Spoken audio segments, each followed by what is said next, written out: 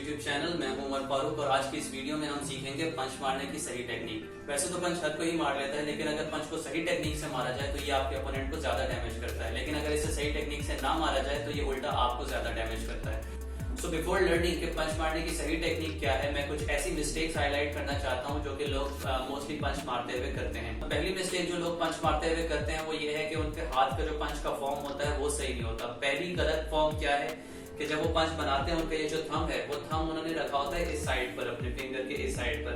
तो इस सिनेरियो में जब वो पंच करते हैं तो आपका ये थंब आप देख रहे हैं ये आपके नकल से आगे निकला हुआ है। तो जब आपका थंब आगे निकला हुआ होगा तो आपके टारगेट को पहले आपका थंब स्ट्राइक करेगा, ना कि आपके नकल से स्ट्राइक करेंगे। तो जब ऐसा होगा आपका बहुत ज्यादा चांसेस है कि आप अपने नाखून को तुड़वा लेंगे।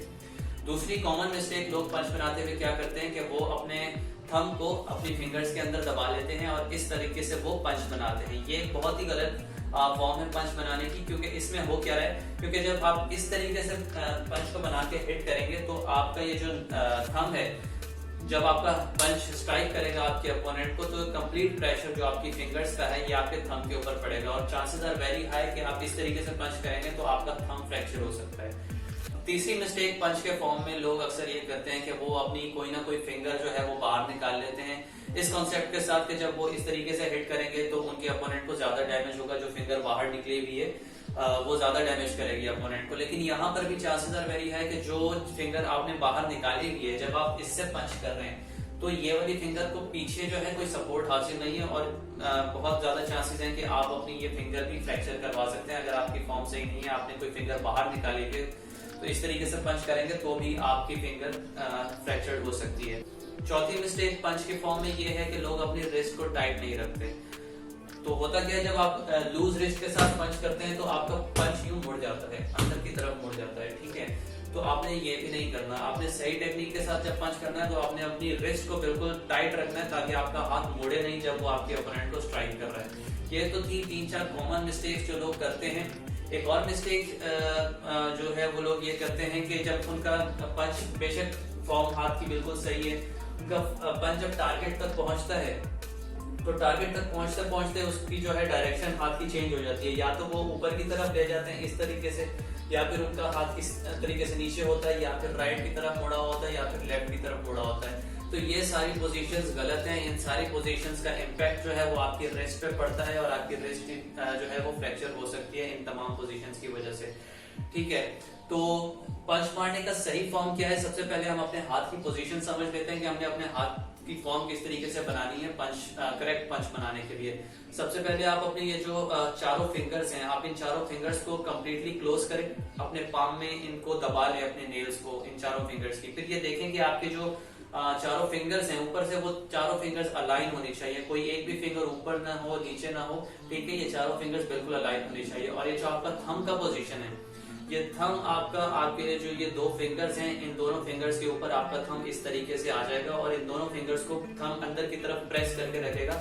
इससे एक तो आपका जो रिस्ट है वो भी काबू में रहेगा, सेकेंडली आपके जो फिंगर्स पे इंजरी के चांसेस हैं वो भी बिल्कुल मिनिमाइज हो जाएंगे। ठीक है, तो हम इस तरीके से पंच करके देख लेते हैं। ठीक है, तो ये जो है ये पंच मारने का सही फॉर्म है। इसके अलावा जो हमने पहले की मिस्टेक्स आपको मैंने बताई हैं वो मिस्टेक्स आपने हरगिज नहीं करनी। जब भी आपने प्रैक्टिस करनी है पहले तो विदाउट प्रैक्टिस पंचिंग करनी ही नहीं है। ठीक है, तो जब प्रैक्टिस आप करते हैं तो मेक श्योर कि ये जो चीजें मैंने पॉइंट्स आपको बताए हैं कि हाथ का फॉर्म किस तरीके से होना चाहिए, रिस्ट का फॉर्म किस तरीके से होना चाहिए, तो इन तमाम चीजों का आपने ख्याल रखना है। ठीक है, इसके अलावा आपका जो पंच है, जब आप पंच को हिट करते हैं तो आप यहाँ पर देखें कि मेरा जो एल्बो है, एल्बो से लेकर नकल्स तक एक बिल्कुल स्ट्रेट लाइन में हाथ है। तो आपने भी इसी तरीके से पंच करना है। आपकी जो रिस्ट है, मैंने जैसे कि पहले बताया, ना ऊपर होनी चाहिए ना नीचे होनी चाहिए, बिल्कुल एक स्ट्रेट लाइन में जो है आपने पंच को हिट करना है। तो जब आप इस तरीके से पंच करेंगे तो आप मैक्सिमम इम्पैक्ट के साथ अपने अपोनेंट को डैमेज कर सकते हैं। इसके अलावा जब आप पंच मारते हैं तो पंच की जो कंप्लीट एनर्जी है वो जरूरी नहीं है कि खाली जो है वो आपने अपने एल्बो को खोलना है, हिट करना है तो आपका जो है पंच काफी पावरफुल हो जाएगा। बल्कि जो आपके पंच की एनर्जी है that starts with your feet, वो ग्राउंड से एनर्जी आपके हाथ तक पहुंचती है। तो जब आप पंच करते हैं तो मेक श्योर कि आप अपनी पूरी बॉडी का सहारा लें। आपने खाली हाथ नहीं तरीके से नहीं पंच मारना। अगर आप मैक्सिमम इम्पैक्ट के साथ पंच मारना चाहते हैं, मैक्सिमम डैमेज देना चाहते हैं, तो आपने अपनी पूरी बॉडी को रोटेट करना है इस तरीके से, ठीक है। आप इस तरीके से खड़े, आप मेरे पैर के पोजीशन को देखें कि मैं यहाँ से पूरी पावर लेकर आ रहा हूँ, पूरी पावर के साथ ये मैं पंच को हिट कर रहा हूँ। तो अब हमने पंचिंग की मिस्टेक सीख ली, हमने पंचिंग का सही फॉर्म सीख लिया। तो अब मैं आपको ये भी सिखा देता हूँ कि जब आप कोई कराटे की क्लास ले रहे होते हैं तो पंचिंग की प्रैक्टिस के दौरान क्या क्या स्टेप्स फॉलो किए जाते हैं। तो सबसे पहले तो आपको इजी पोजीशन के अंदर खड़े हो जाना है। आपका इंस्ट्रक्टर सबसे पहले आपको ऑर्डर करेगा to stand in a easy position. तो इजी पोजीशन क्या है कि आपने अपनी दोनों टांगों को बेंड कर लेना है, थोड़ा सा स्लाइटली बेंड करना है, और आपके ये जो दोनों हाथ हैं इनके पंचेस बना के आपने अपने थाइज के सामने रख लेने हैं। अच्छा, आप ये अपने टांगों को बेंड क्यों किया है, इसके पीछे भी कुछ साइंस है, ठीक है। एक तो ये है कि जब आप इस तरीके से बेंडेड पोजीशन में खड़े होते हैं तो आपके जो हैमस्ट्रिंग के मसल्स हैं इन पे प्रेशर पड़ रहा है, ये आपके मसल्स स्ट्रांग होंगे, क्योंकि जब आप कराटे के अंदर फाइट कर रहे होते हैं तो आपको आपकी थाइज के ऊपर किक्स लगती रहती हैं कंटिन्यूअसली, आपको जो है किक्स लग रही होती हैं आपकी थाइज के ऊपर। तो अगर आपकी थाइज वीक होंगी तो आपको उसका पेन ज्यादा होगा। लेकिन अगर आप इस तरीके से प्रैक्टिस करते हैं, आप दिन में वैसे भी इस तरीके से अगर आप खड़े होते हैं, आपके हैमस्ट्रिंग के मसल्स स्ट्रांग हैं, तो आपको अगर किक्स लगती भी हैं तो आपको इतना ज्यादा पेन फील नहीं होता। सेकेंडली, इसका एक और बेनिफिट ये है इस तरीके से खड़े होने का कि अगर आप इस तरीके से सीधे खड़े होकर फाइट करेंगे तो आपको गिराना बहुत आसान है, लेकिन अगर आप इस तरीके से बेंडेड पोजीशन में खड़े होंगे तो आप अपने आप को बड़ी ही आसानी से बैलेंस कर लेंगे। अगर आपको कोई धक्का है, आपको कोई पावरफुल किक लगती है, तो आप बड़ी आसानी से अपने आप को बेंडेड लेग्स के साथ बैलेंस कर सकते हैं, ठीक है।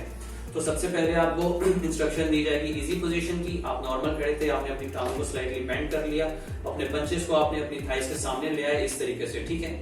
उसके बाद जो नेक्स्ट इंस्ट्रक्शन आपको मिलेगी वो होगी पंचिंग पोजीशन की। आपका इंस्ट्रक्टर आपको कहेगा पंचिंग पोजीशन, ठीक है। तो यहाँ पर अब पंचिंग पोजीशन में आने के लिए मैंने क्या किया है, मैं यूं इजी पोजीशन में खड़ा था, जैसे ही इंस्ट्रक्शन मिला पंचिंग पोजीशन, तो मैंने अपनी ये जो लेग थी, मेरी राइट लेग अपनी लेफ्ट लेग के पास जाएगी, मेरे जो दोनों हाथ थे मेरे थाइस के सामने, ये दोनों हाथ सामने आ जाएंगे इस तरीके से, ठीक है। यूं मैं खड़ा हूं, पंचिंग पोजीशन, ठीक है। और जो नेक्स्ट स्टेप मैंने किया वो दोबारा से मैंने अपनी राइट लेग को दोबारा से मैंने थोड़ा वाइड करके खोल लिया अपने शोल्डर्स की विड्थ में, और ये जो मेरे दोनों हाथ आगे थे इनको मैं इस तरीके से ले आया, मेरे जो लोअर चेस्ट के नजदीक में इसको ले आया हूँ इस तरीके से, ठीक है। कराटे की लैंग्वेज में इस पोजीशन को ये कहते हैं कि आपके जो पंचेस हैं इस वक्त चैम्बर्स के अंदर हैं, ठीक है, ये चैम्बर्स के अंदर हैं। तो फिर आप ये अभी आपकी बन गई है पंचिंग पोजीशन, ठीक है। एक दफा दोबारा करके दिखा देता हूँ। हम इस तरीके से इजी पोजीशन में खड़े थे, पंचिंग पोजीशन, ठीक है। और फिर आपको ऑर्डर मिलेगा 1 हुज 2 हुज 3 हुज 4 हुज। अब ये जो मैं आवाज निकाल रहा हूँ हुज की, ये बहुत से लोगों को फनी लगती है, लेकिन ये भी एक ब्रीदिंग एक्सरसाइज है, ठीक है। क्योंकि जब आप पंचिंग कर रहे होते हैं, कंटिन्यूअसली पंचिंग कर रहे होते हैं, तो आपका जो सांस है वो बहुत जल्दी फूल जाता है, आपका जो हार्ट बीट है वो बहुत जल्दी शूट करता है। बाय द वे ये बहुत अच्छी कार्डियो एक्सरसाइज भी है, तो आप अपनी कार्डियो के अंदर भी पंचिंग को ऐड कर सकते हैं, ठीक है। तो आपने अक्सर बॉक्सर्स को भी देखा होगा कि जब वो बॉक्सिंग कर रहे होते हैं तो वो हल्के हल्का ब्रीद आउट करते रहते हैं इस तरीके से, ठीक है। तो ये करने का बेनिफिट क्या होता है कि जब आप कंटिन्यूअसली पंचिंग कर रहे हैं तो आपका सांस नहीं फूलेगा, आप हल्का हल्का ब्रीद आउट करते रहते हैं, ताकि आप लॉन्गर टाइम तक के लिए आप पंचिंग कर सकें और आपका स्टेमिना इंप्रूव हो। तो ये कुछ चंद चीजें थी पंच से रिलेटेड। तो आई होप आपको ये चीजें समझ आई होंगी, आपको ये चीजें पसंद आई होंगी।